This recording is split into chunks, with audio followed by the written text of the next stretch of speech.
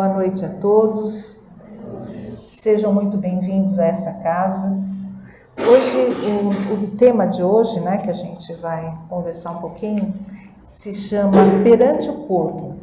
Esse texto, ele é o capítulo 10 de um livro que chama-se O Livro da Esperança. Ele foi escrito pelo Chico Xavier e ditado pelo Emmanuel, na época em que o Evangelho, né, segundo o Espiritismo, estava completando 100 anos. Aí Emmanuel trouxe, né, essas informações, que na verdade não são informações complementares, são informações que vão ilustrar ainda mais aquilo que foi trazido pelo Kardec no século anterior. Tá?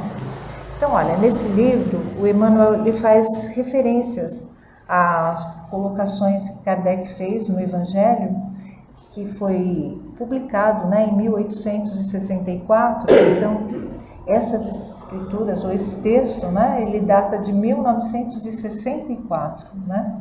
Então, 100 anos depois.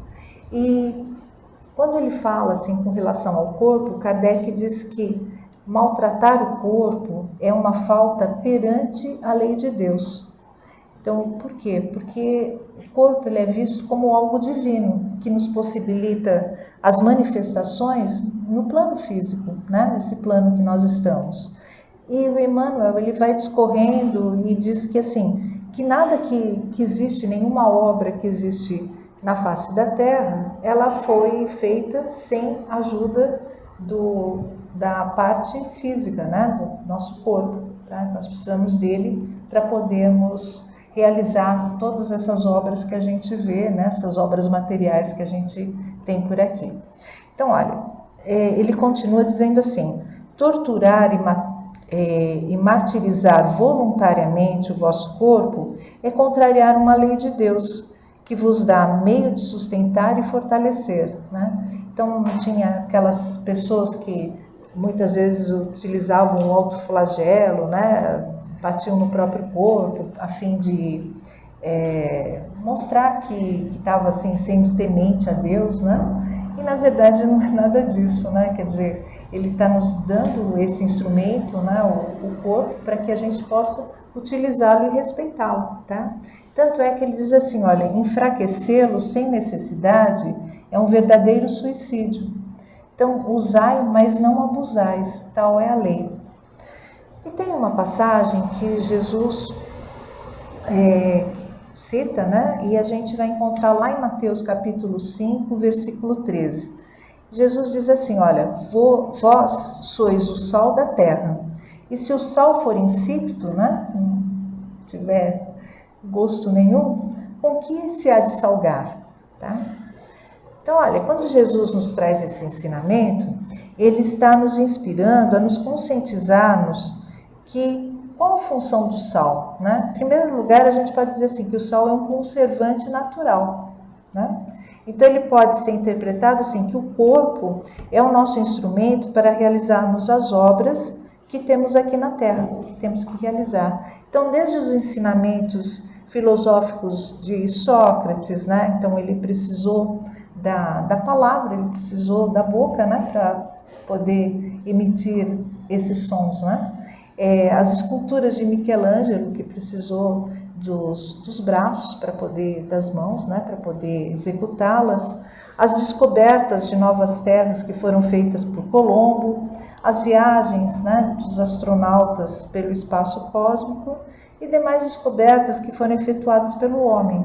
Então, desde aquelas descobertas mais simples até as mais complexas, precisou da ação do corpo para poder realizar, né?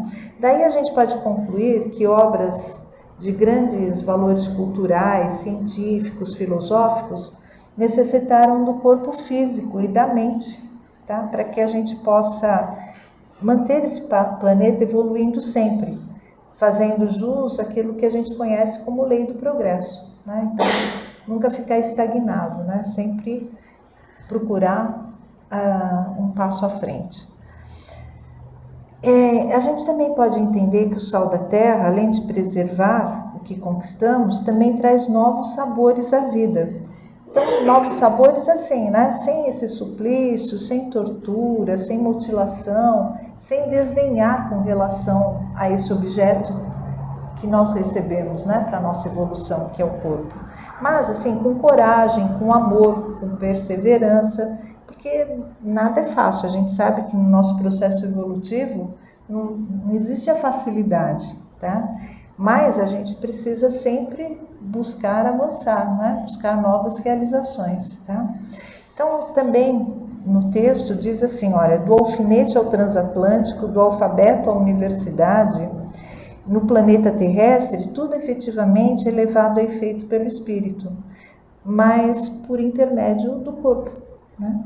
E sem dúvida que pensamentos, planos sublimes, ainda agora fulguram em torno dos homens, com respeito à grandeza das civilizações, do porvir. Contudo, essas ideias gloriosas estão para a realidade humana, assim como a sinfonia na pauta está para a música no instrumento. Então, do ponto de vista físico, é necessário que a inteligência lhes dê o curso necessário e a devida interpretação. Tá? Então, embora a gente saiba que nós não somos um corpo, né, que nós somos um espírito passando por essa experiência física, a gente precisa vestir o corpo, que é chamado de vaso, né? Por isso que aquele texto que foi lido anteriormente, para que a gente possa se manifestar. Então, o corpo é essencial nesse processo. Então, a gente tem um processo aí que a mente pensa, elabora, envia essas informações para o cérebro e o cérebro vai distribuir, né, para toda a atividade física, ou para todos os sentidos, né, para os membros. E o nosso grau de evolução sempre nos faz entender que os benefícios devem partir sempre de nós, para que se estendam aos outros. Então, nós somos a nossa primeira experiência e tudo aquilo que a gente está realizando, a gente pode disseminar, né? Claro que coisas boas, né? Então, olha, a vida, ela não... E hoje os avanços nos apontam para uma integração mente-corpo, espírito e matéria. Mesmo o corpo sendo transitório, ele expressa a conquista de toda a nossa caminhada, tá? Então a vida, ela não pode ser assim uma cisão, não pode ser interrompida, né? Tudo que a gente vive em outras encarnações, a gente traz como experiências para essas. A gente vai ter lembranças? Não, mas a gente vai ter o aprendizado, né? E eles são os ensinamentos que já foram aprendidos, mas para tanto a gente precisa continuar essa jornada no mundo físico e à medida que vamos avançando, refletimos cada vez mais sobre a necessidade de estabelecer o autoconhecimento. Então, a partir desse momento, né, a gente buscar se conhecer, buscar as nossas necessidades para que a gente possa caminhar, tá? Então, olha, o corpo muitas vezes ele foi tido até como um obstáculo à nossa evolução. Inclusive, quando houve, né, através de estudo, fazia uma separação entre mente e corpo, tá? Entendia-se que tudo provinha do corpo, era um empecilho ao crescimento da alma, e somente quando nós melhoramos nossos níveis de consciência, entendemos que não era dessa maneira. Então, a gente atribui, né, ao corpo atitudes que nos induzem, por exemplo, à queda moral, e por vezes, até de maneira inconsciente, o enfraquecemos para evitar tentações. Bom, a gente pode fazer até uma analogia, né, usando aqui um exemplo que o Emmanuel trouxe, que ele dizia assim, olha, seria a mesma coisa que você espancar o automóvel por algo errado, né, que o motorista estivesse fazendo, tá? Então, quer dizer assim, o condutor, né, do veículo é que tem a responsabilidade, não a máquina, né?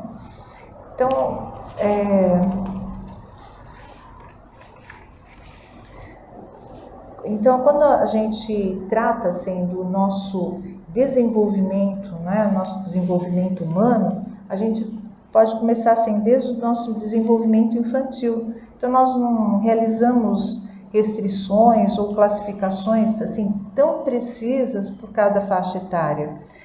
e sim pelas mudanças que ocorrem em especial nas conexões cerebrais das crianças, tá? Por quê? Porque, assim, se a gente pensar espiritualmente, cada um de nós está num nível evolutivo, né? Da mesma maneira que as crianças, tem algumas que já apresentam alguns, que a gente muitas vezes chama de dons, né? Falar, a criança, nossa, já toca um instrumento numa idade tão pequena, né? Ou então já dança, já canta, né? Então, quer dizer assim, vai demonstrando muita habilidade. Às vezes a gente vê crianças pequenas, né? Assim, muito carinhosas com os animais, né? Então você já vê que esse espírito ele já veio numa evolução naquele sentido, tá? Então, olha, o desenvolvimento humano, né? Ele apresenta diversas fases, desde o contato com o próprio corpo, ver, tocar, perceber, até o raciocínio que se apresenta na criança de uma maneira lúdica e concreta. Então a gente precisa dessa experiência concreta, né? Que quanto menor a criança, mais ela precisa ter o contato concreto, né? Para depois, na evolução, no aprendizado, ela vai chegando a formas mais subjetivas, ou vai entendendo algumas coisas mais subjetivas, tá? Bom, então, mente e corpo, elas estão muito interligadas, assim como o espírito e matéria, em níveis, muitas vezes, que a gente não compreende. O corpo físico, ele é um material que nos foi emprestado até que a nossa alma pudesse ser liberta, né? Então, aproveitando essa máxima, né, essa frase, eu gostaria de colocar aqui na filosofia, né, eles têm uma linha, né, que diz assim, olha, que uma das coisas mais antigas que existe na filosofia é a teoria da alma prisioneira. Tá? Então, essa essência precisa se expressar. Então, ela veio a esse planeta para isso. Tá? É como se a gente imaginasse, aí a professora Galvão, né, ela dá um exemplo, que é, por exemplo, você coloca uma luva para mexer num jardim, na terra, né, num local assim. E aí, se essa luva, ela tem que ser confortável, ela tem que estar perfeitamente adaptada à sua mão, aos seus dedos, né? Se ela for uma luva que tiver todos os dedos grudados aqui, não tem como você utilizar a mão, né? Ou então, se ela for uma luva muito rígida, muito dura, também você não vai conseguir, né, fazer o seu intento, né, de mexer na terra ou de cuidar daquele jardim. Então, ela precisa ser o quê? Ela precisa ser flexível, ela precisa ser maleável. Então, se a gente fizer essa comparação, a gente pode dizer assim, que a nossa alma, que o nosso espírito encarnado, né, ele está preso, seria como os dedos, né? E a luva seria como se fosse o nosso corpo, né, envolvendo esse espírito. Então, ela não pode impedir, né, que... por exemplo, a mão, o espírito, o corpo, ele não pode impedir ou tolher os movimentos, né, do nosso espírito, da nossa alma, tá? Então, sempre que isso acontece, é chamado assim de uma alma prisioneira. Ela está prisioneira a um corpo, mas ela pode se manifestar. Então, Platão dizia que educar é abrir as celas da alma prisioneira, para que entrasse o ar, para que não se sufoque. Então, ele diz assim, que educar é romper barreiras que te impedem de ter uma vida interior, de conhecer a si próprio. É muito mais profundo e extenso do que o eduzir, né, que seria o educar, e trazer à tona aquilo que você tem de mais profundo, de mais extenso, de mais real. E o intelege é escolher dentre diversas opções, a sua escolha é a maneira mais inteligente que você pode utilizar. Então, encontrar a sua verdadeira identidade é o máximo do nosso ato de inteligência. Tá? Então, buscar sempre, né, a razão pela qual a gente está nesse planeta, né? Que sempre buscando realizações, tá? Então, olha, o que ele diz também é que a nossa alma, ela quer se expressar para o mundo, tá? Então, saber, né, qual o recado que você tem para dar. E a gente tem, assim, um exemplo aqui que é do Beethoven, né? Beethoven, ele ficou completamente, ele foi perdendo a audição, ficou completamente surdo, né? Só que era uma parte do corpo extremamente necessária para que ele pudesse se expressar, né? Porque era um compositor, porque estava executando, né, as músicas, o piano, né? E ele percebia, né, apesar de não ouvir, ele percebia que muitas pessoas questionavam assim, o que ele está fazendo aqui, né? Porque perdeu a função física para aquilo que ele se destinava, né?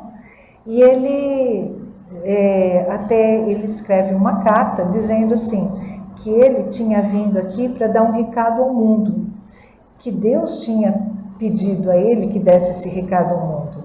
Então, para que ele comunicasse aos homens, a forma que ele tinha de comunicar aos homens era através da sua música, que ele não havia terminado de dar esse recado. Portanto, ele não podia se isentar da sua missão. Então, nós não somos o Beethoven, né? Mas nós temos o nosso recado para dar. Nós não ouvimos, não sabemos o que viemos fazer aqui, não podemos deixar de cumprir a nossa missão. Então, a alma de nosso corpo, ela precisa se expressar para que a nossa vida tenha sentido, para que faça a diferença, tá? Então, a nossa mente, ela tem esse apego, que é regida por instintos primitivos, que são fundamentais para a manutenção do nosso corpo físico. E a gente precisa suprimir, né, as nossas necessidades básicas, né, de que maneira, né? A gente tem que cuidar sempre do corpo, se alimentando, nunca se alimentando assim de uma maneira com muita alimentação, né? A gente passou aí por uma fase, né, que nós ficamos bastante ausentes assim entre as pessoas, né, que foi por causa da pandemia. Então, quer dizer assim, muitas vezes a gente ficou trabalhando dentro de casa, né, convivendo ali com aquelas pessoas e passou a ser a alimentação passou assim a exagerar um pouquinho, né? Tá? Mas assim, não esquecer da ingestão de líquidos, dos exercícios, né? E também observar até a nossa própria respiração, né? O que seria essa nossa respiração? Se a gente está respirando de uma maneira mais ofegante, né? Se a gente está respirando de uma maneira mais calma, mais tranquila, quer dizer, tudo isso pode mudar o nosso contexto, a maneira que eu posso reduzir a minha ansiedade é a maneira que eu estou respirando. Então, eu tenho que me voltar, né? Me observar, me autoconhecer para saber o que está acontecendo, né? nas situações que eu estou me sentindo mais estressado ou mais ansioso, tá? E a gente tem assim um hábito muito bom aqui, né, no Brasil, que é o hábito de tomar um banho diário, tá? Então a gente pensa assim, vou limpar o meu organismo, o meu corpo, né? Mas a gente também precisa aproveitar uns momentos para a gente fazer uma limpeza na nossa mente, tá? E tirar aquelas coisas que são sentimentos de menor valor, como rancor, raiva, inveja, ciúmes, né? Então, que deixam a gente ficar mais para baixo, né? E trocar por sentimentos que nos deixem, assim, melhores, né? Mais tranquilos, que a gente passe a usar mais o perdão, mais o carinho, mais o afeto, tá? Então, a gente muitas vezes procura aquilo que nos traz um prazer imediato, mas que nem sempre é a nossa melhor escolha. Às vezes a gente deixa de fazer algo importante para fazer aquilo que nos dá mais prazer. Então, as atitudes são meios que nós temos de extinguirmos comportamentos que não ajudam na nossa evolução moral. Por exemplo, né? A gente pode até fazer aqui